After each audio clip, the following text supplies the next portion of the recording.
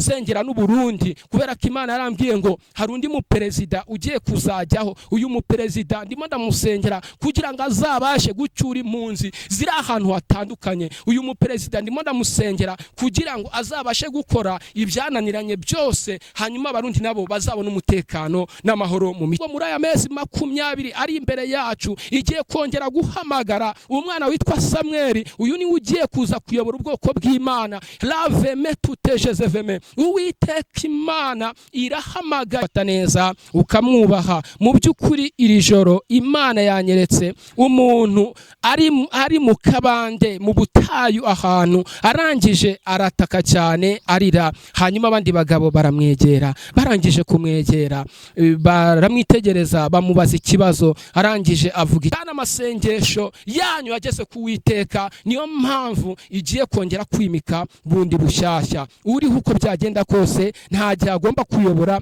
ahubwo Uwiteka agiye kongera guhamagara, agiye kongera kwimika. Imana yatugirire neza. Acu barakigarura, kigarukamwe amahoro, kigarukamwe umutekano. Ubu dusigaye turya tukaryama, ariko bene data turibagiwe ahantu Imana yagiye idukura. Bamwe baragenze bagenda ishyamba rinini bacugwa n'indege. Izo ni imbaraga Mose yari yahawe yo kugira ngo agukure mu ishyamba rya kure. Imana yatugirire neza. Ariko ukimara kugera mu gihugu kiwanyu, ubu usigaye uryama ukisinzirira, ibintu mbese waribagiwe. Ariko Imana ije kukwibutsa. Lave metutejezeveme. Imana ihamagaye umwana witwa Samuel. Uyu ni uje ku ngoma, uyu ni uje ku ngoma, ni uje kuyobora ubwoko bw'Imana. Imana yatugirire neza. Nuko umusengera kugira ngo Imana izamuha imbaraga, azabashe gufasha abapfakazi, afashe n'ipfubyi, kuko bararira, abantu benshi bararira. Ariko bene data mureke dusenge.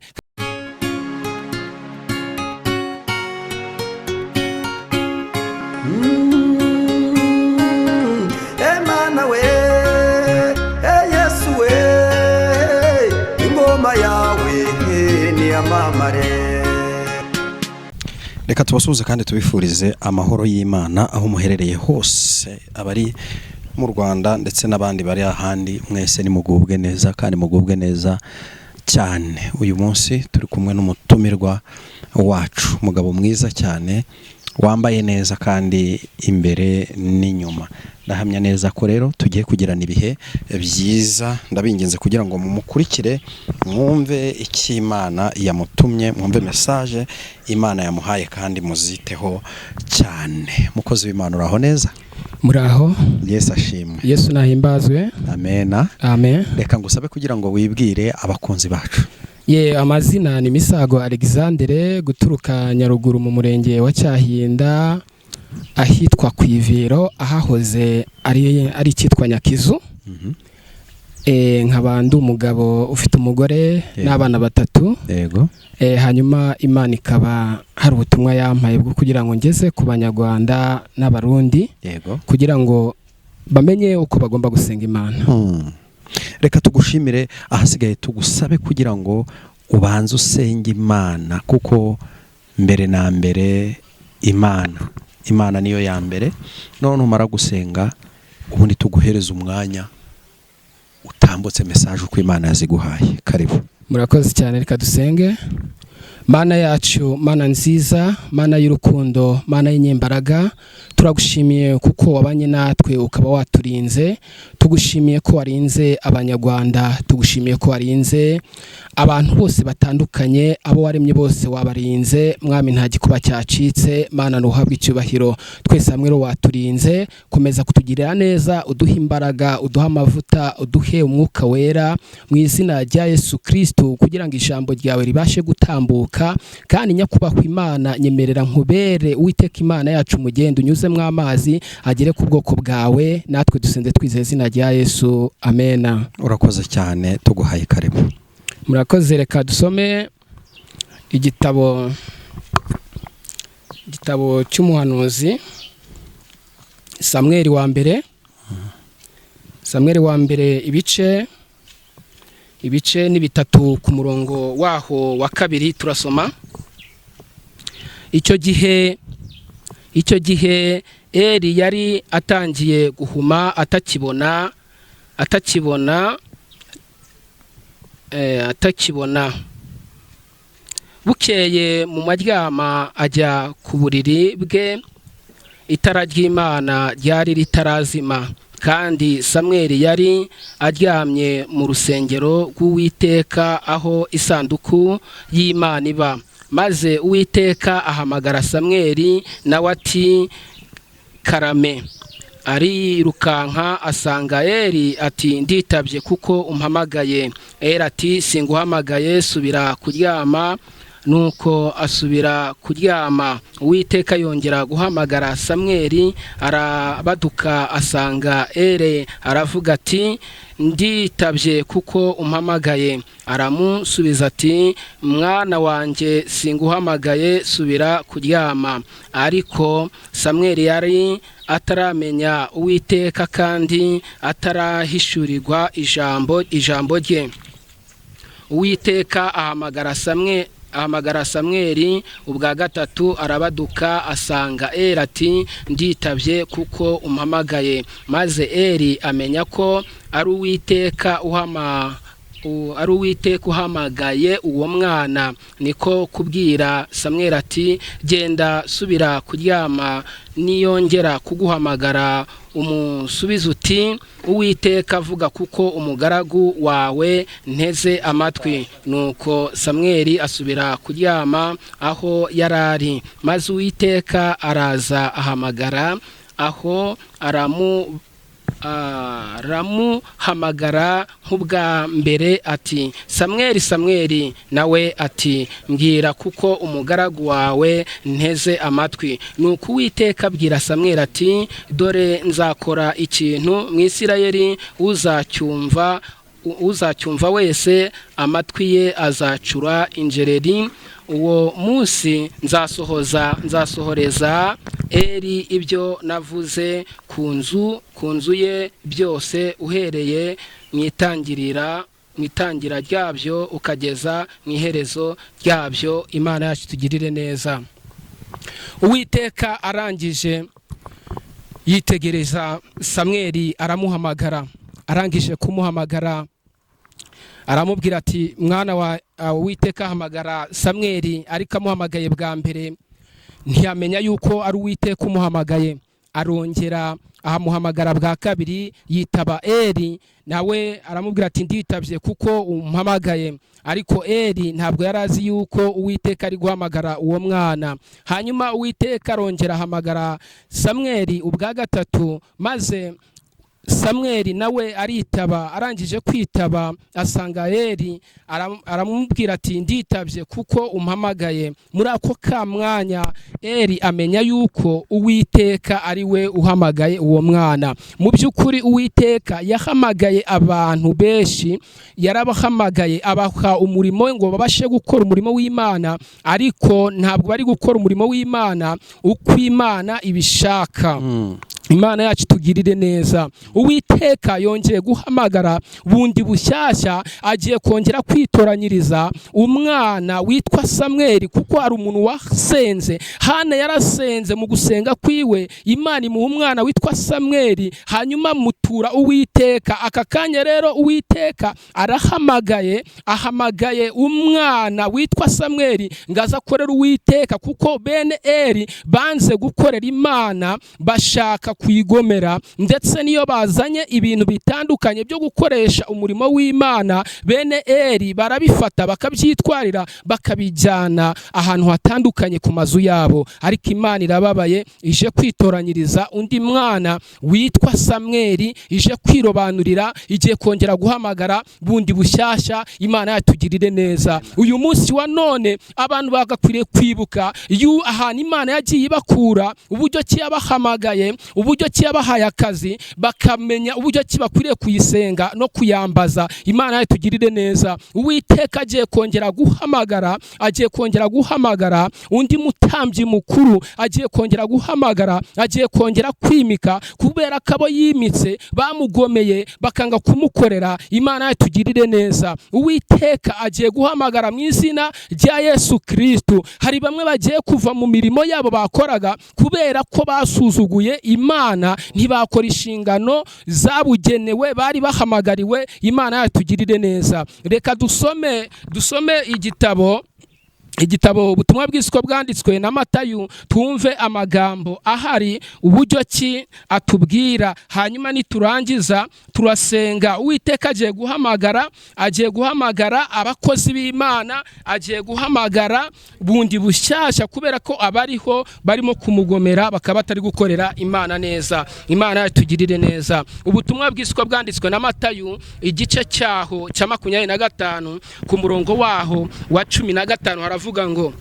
umutwe w'amagambo uravuga ngo umugani w'abagaragu bahawe itaranto. Imana yacu tugirire neza. Amina. Aha umwe itaranto 5, undi amuha 2, undi amuha 1, uko umuntu ashoboye arazinduka. Uwo mwanya wahawe itaranto 5 aragenda arazigenza, agenzuramo izindi taranto 5. N'uwahawe 2 abigenza atyo, agenzuramo izindi taranto 2. Ariko wahawe 1 aragenda acukura umwobo ahishamo itaranto ya shebuja. Maze iminsi myinshi ishize, shebuja wabo bagaragu araza abarana nabo umubare w'ibyo yabasigiye. Imana yatugirire neza. Amen. Uwiteka Imana yacu agiye kuza, aje kugaruka, aragarutse. Ngo hariho umuntu umwe wari umutunzi, arangije ahamagara abagaragu biwe abaha amataranto kugira ngo abashe kuyagenza. Ariko mu by'ukuri umwe wahawe 5 yarazigenje akuramo izindi taranto 5 ziba 10. Wahawe 2 arazigenza akuramo itaranto zindi 2 ziba 4. Uwahawe itaranto 1 ngaragenda arayizika. Imana yacu ije kureba ko impano yaguhaye kuri kuyikoresha neza. Aje kureba ko impano yaguhaye yuko utari kuyicuruza. Muri iyi minsi ibintu bireze, abantu urababwira ati muze muvuge ubutumwa, musengera abantu, barangiza bakavuga ati icyo dushaka banzu dusigira amafaranga na makeya dusiga mu rugo. Ariko ibyo ngibyo ntabwo byagakwiriye kubaho nk'abakozi b'Imana. Uyu munsi wa none rero Imana irimanukiye, ije kureba ko ibyo bavuga kari ukuri. Imana ije kubarana nawe ku itaranto yaguhaye, ku murimo w'Imana, ku impano yaguhaye. Imana ije kureba umurimo yaguhaye ukukora neza. Imana yatugirire neza kandi Imana idufashe. Bene data nimukanguke mugarukira aho ngaho. Bene data nimukanguke mwibuke ahantu Imana yadukuye, mwongere mugaruke mukorera Imana hakiri kare, dore yuko bugiye kwira. Ariko Uwiteka Imana yacu ndakwifuriza yuko waba maso ugakorera Imana uko byagenda kose. Imana yatugirire neza. Bene data itaranto Imana yaguhaye urimo urayigenza gute? Urimo urayigenza gute? Urimo uragurisha impano Imana yaguhaye? Gusengera umugwayi na amafaranga. Imana yatugirire neza. Ari ikintu cyababaje Imana muri iyi minsi. Uyu munsi wa none mu by'Imana yaguhaye, iyo ugiye gutura ugenda wiyerekana imbere ya pasiteri yuko uje gutura, ariko mu by'ukuri urimo kuvuga ngo uratura umuntu, ariko mu by'ukuri Imana yarabagaye ngo kubera ko mutura abantu mwatuye Imana. Imana yatugirire neza. Ngo ntimugitura Imana ahubwo musigaye mutura abantu. Abo bantu nabimanije kugira gute? Ije kwirebera ko ibyo bavuga abantu yuko ari ukuri, kandi uko biri buze kugenda kose Imana iramanuka irebe. Mwene data, fata ituro ryawe ugende uture neza n'umutima ukunze, utagiye wiyerekana imbere ya pasiteri uvuga ngo nkuzaniye amaturo. Undi nanone agahaguruka avuga ngo agiye gutura pasiteri, akaza yikaraga imbere ya pasiteri ngamwereke ukamuzaniye amaturo. Ariko mu by'ukuri ibyo byose Imana yarabigaye. Imana yatugirire neza. Uyu munsi wa none bimeze gute? Ku mutwara Imana yaguhaye bimeze gute? Ese uri kumwubaha uko bikwiriye? Iyo ni amatarani Imana yaguhaye ukwiriye kumufata neza ukamwubaha. Mu by'ukuri iri joro Imana yanyeretse umuntu ari mu kabande mu butayu ahantu, arangije arataka cyane arira. Hanyuma abandi bagabo baramwegera, barangije kumwegera baramwitegereza bamubaza ikibazo, arangije avuga ikibazo cy'uko umugore we ari kumuhoza ku nkeke. Haza undi mugabo, barabagabo benshi, undi mugabo yarameze nk'umusazi, arangije araseka cyane. Arangije guseka Imana irangije irambwira ati buriya umugabo nyamugabo ntabwo yaseka uriya mugabo, kubera ko abagabo muri iyi minsi benshi cyane bafite ikibazo mu ngo, abagore babo abadamu babo bari kubahoza ku nkeke. Hanyuma rero uri guseka ni umusazi, ntabwo azi ibyo ari byo. Bene data, wari umukeneye uyu munsi wa none ukwiriye kumwubaha kugira ngo mukomezanye iby'uru rugendo. Yaba ari umupagani, yaba ari ukijijwe, abagabo muri iyi minsi bafite ikigeragezo cyo mu rugo, ariko Imana yo mu ijuru ibatabare kandi basenge biturize, Imana izabirangiza. Reka turangirize mu gitabo cya Mika 6 ku murongo waho wa 3 n'uwa 4. Reka dusome Mika 6 ku murongo waho wa 3 n'uwa 4. Yemwe bwoko bwanjye, nakugize nte? Icyo nakuruhijeho ni iki ukimpamye? Nakuzamuye nkuvana mu gihugu cya Egiputa, ndakurokora ngukura mu nzu y'uburetwa, nohereza Mose na Aroni na Miriyamu imbere yawe. Imana yatugirire neza. Uwiteka arangije ari kutwibutsa yuko yatwoherereje Mose na Aroni. Imana yatugirire neza. Mose na Aroni nabagereranya perezida, nkabagereranya n'abagenerali, nkabagereranya n'abakoloneli, nkabagereranya n'abasirikare bakomeye n'abandi basirikare batoya batabaye kino gihugu cyacu, ubwo abantu bari mu bihugu bitandukanye barazimiye, baratatanye. Hanyuma Uwiteka atera imbaraga abayobozi bacu, igihugu cyacu barakigarura, kigarukamwe amahoro, kigarukamwe umutekano. Ubu dusigaye turya tukaryama, ariko bene data turibagiwe ahantu Imana yagiye idukura. Bamwe baragenze bagenda ishyamba rinini bacugwa n'indege. Izo ni imbaraga Mose yari yahawe yo kugira ngo agukure mu ishyamba rya kure. Imana yatugirire neza. Ariko ukimara kugera mu gihugu kiwanyu, ubu usigaye uryama ukisinzirira, ibintu mbese waribagiwe. Ariko Imana ije kukwibutsa, lave metutejeze veme, Imana ije kukwibutsa ya mirimo yose yagiye gukorera uri mu ishyamba, uri mu gihuru, uvuga ati nani Imana nindokora nzayikorera. Ariko uyu munsi wa none kujya gutura Imana usigaye ugenda wiyerekana imbere ya pasiteri, nje gutura pasiteri, ukatura umwana w'umuntu aho watuye ituro rya uvuga ngo ndituye Imana yankuye mu ishyamba, ndituye Imana yangaburiye shonje. Lave metutejeze veme. Uwiteka arababaye. Bene data, mukanguke mugarukiraho, mwibuka ahantu Imana yabakuye, mwongere mwibuke mugarukiraho ngaho mukorera Imana, mwibuke imbaraga z'Imana zabakuye mu bihugu bitandukanye, mukagaruka mu gihugu cyacu cyo mu Rwanda, tukaba dutuye, tukaba dutunganiye, tukaba mbega dutuje, nta kibazo dufite. Imana yatugirire neza. Nubwo waba ufite ikibazo uri kwa muganga, nizera kuzakira. Imana yatugirire neza. Mu by'ukuri wongere wibuke umuhigo wahize umudamu ari kwa muganga yagiye kubyara, wongere wibuke uburyo ki watatse ati nundengera umugore nzagushima. Wibuke madamu uri ku gatanda uvuga ati Mana nje nunkuru hano nzagukorera, ariko uyu munsi uribagiwe kubera ko yagukijije, yagukuye mu bitaro ukaba umeze neza. Imana yatugirire neza. Abantu twibagiwe ibintu twasezeranye n'Imana, twibagiwe ibintu twavuganye n'Imana. Abantu baribagiwe, abashumba baribagiwe, bibagiye yuko ari bo bahamagawe n'Imana, Imana ikabaha akazi, baribagiwe. Ariko Imana yacu tugirire neza. Imana yarambwiye ngo muri aya mezi 20 ari imbere yacu igiye kongera guhamagara umwana umwana witwa Samweli, uyu ni ugiye kuza kuyobora ubwoko bw'Imana. Laveme tutejezeveme, Uwiteka Imana irahamagaye, ihamagaye umwana witwa Samweli, uyu ni uje ku ngoma, uyu ni uje ku ngoma, ni uje kuyobora ubwoko bw'Imana. Imana yatugirire neza, nuko umusengera kugira ngo Imana izamuha imbaraga, azabashe gufasha abapfakazi, afashe n'imfubyi, kuko bararira, abantu benshi bararira. Ariko bene data, mureke dusenge, kandi amasengesho yanyu yageze ku Uwiteka, niyo mpamvu igiye kongera kwimika bundi bushyashya. Uriho uko byagenda kose nta gihe agomba kuyobora,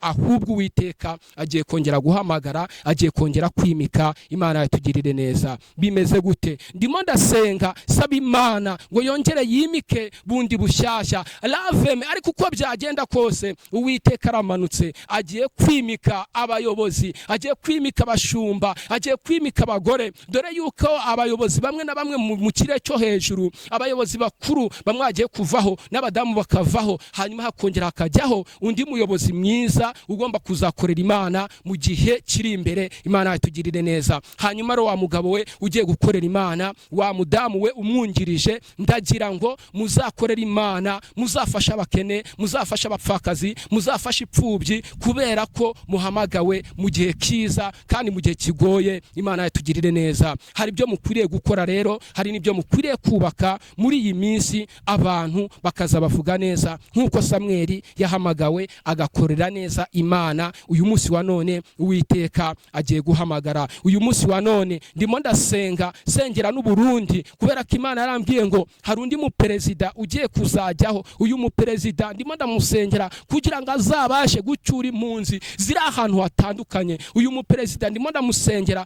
kugira ngo azabashe gukora ibyananiranye byose, hanyuma abarundi nabo bazabona umutekano n'amahoro mu mitima yabo. Imana yatugirire neza. Bene data, tugiye gusenga Imana, tugiye gusenga Imana. Ariko mwibuke aho Imana yabakuye, mwibuke mu ishyamba, mwibuke mu bihuru, mwibuke uburyo kimwari mwarabangiye amaguru ingata mukazi amaguru mukayabangira ingata, mwibuke uburyo kimwatashye mu ndege, mwibuke ahantu mwari muri, mwibuke uburyo kimwaburaraga. Ariko ubu muri mu gihugu cyanyu, muri amahoro, muratuje, muroroye, muracuruza bikemera, muraryama bikemera. Imana yatugirire neza. Wasezeranye n'Imana yuko Imana niguha akazi uzayikorera, ariko usigaye uvuga ati nta mwanya afite. Ariko Imana ije kukwishyuza. Laveme tutejezeveme, Imana ije kwishyuza Abanyarwanda imirimo n'ibitangaza yagiye bakorera. Jezeveme la saiveme no javeme, Imana ije kwishyuza Abanyarwanda imirimo n'ibitangaza yagiye ibakorera. Imana irihagurukiye mu gihugu cyo mu ijuru, ije gutambagira iki gihugu kugira ngo Uwiteka Imana yacu yongere yitambagirire, yongere yirebere ibyo mwasezeranye yuko ari ukuri. Reka dusenga Imana. Reka dusenga Imana. Wibuke aho Imana yagukuye, nurangiza ubitekerezeho, wongere ugarukira Imana.